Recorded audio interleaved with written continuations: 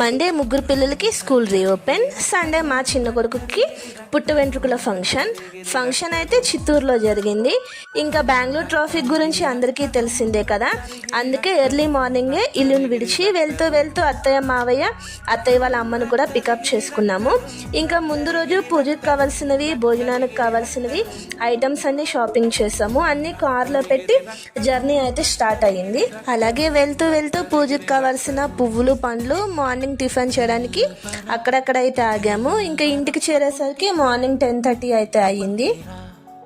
సాయంత్రం నుంచే చిన్న పనులు చేసుకుంటూ వచ్చాము. ఇంటి నుంచి పూజ చేయవలసిన ప్లేస్కి వచ్చి ప్లేస్ అంతా క్లీన్ చేసి దేవుడికైతే పొంగల్ పెట్టాము. జుట్టు తీసే టైంలో మన ఒడిలో కూర్చొని పుట్టి వెంట్రుకలు తీస్తారు కదా, బాగా గుక్క పెట్టి అడగడంతో నేనైతే కూర్చున్నాను.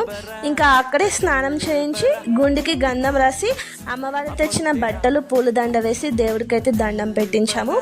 టైం లేక నేను వీడియో సరిగ్గా తీయలేదు. పూజ అంతా కంప్లీట్ అయినాక ఇంటికి వచ్చి భోజనాలు అయితే జరిపాము. అక్కడే నిద్ర చేయకూడదని ఈవినింగ్ 7 o'clock ఊరు వదిలితే మా ఇంటికి వచ్చేసరికి ఎర్లీ మార్నింగ్ 2 o'clock అయితే క్షేమంగా ఇంటికి చేరుకున్నాము.